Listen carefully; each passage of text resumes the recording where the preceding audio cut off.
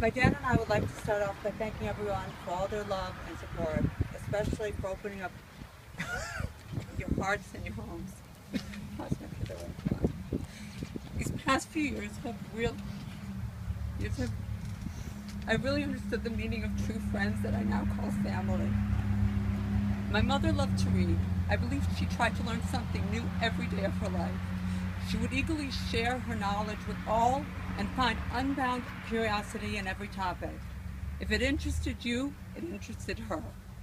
It was not enough for her to know that if you combined ingredients, you would get a specific reaction. She had to know exactly why and how.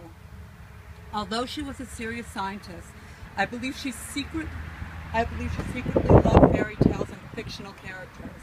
The things she loved most were always equated to a character in one of her favorite stories. She would tell my husband that when I married him, he was a frog, and then I kissed him and he became a real prince. She referred to my sons as Greek gods. For her, Jennifer was a fairy princess and with magical powers that would make everyone smile. My mom would love to spend time with Jade. As she watched Jade grow, she referred to her as the most beautiful swan. During her last days, Jade and I spent the afternoons with her. Jade was so excited when she offered my mom Haagen-Dazs ice cream, and she agreed to eat it. My mom made every effort to eat a small spoonful she fed her. While Jade fed her, we played a game. We would choose random classical pieces of music on Pandora and ask her to guess them. She knew them, even in her final days. That same afternoon, I saw my mother cry for the first time since she was diagnosed. She turned to the physical therapist and she said, "You see this beautiful swan feeding me ice cream? This is my granddaughter.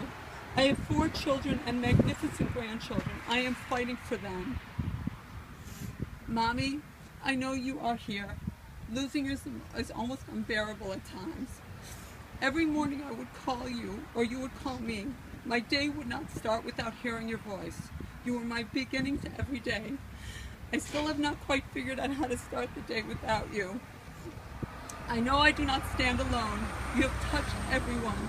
My children will always imitate your accent and speak of your brilliance, beauty, devotion, and selflessness.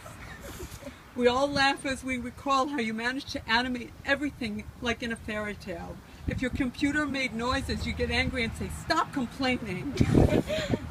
We all inherited a part of you. Carolyn is always in the know and is constantly learning.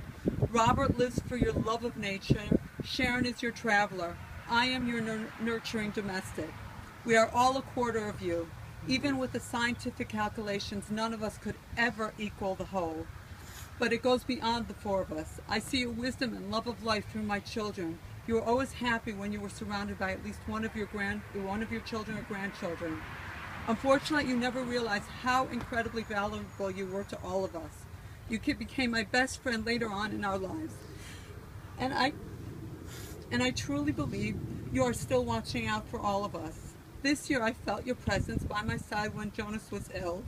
I don't know where I got the strength, and I can only think it is Mommy even with me now.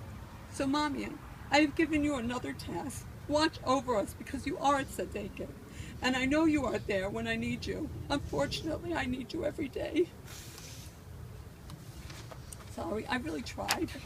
It was beautiful, Mom. Crushed it.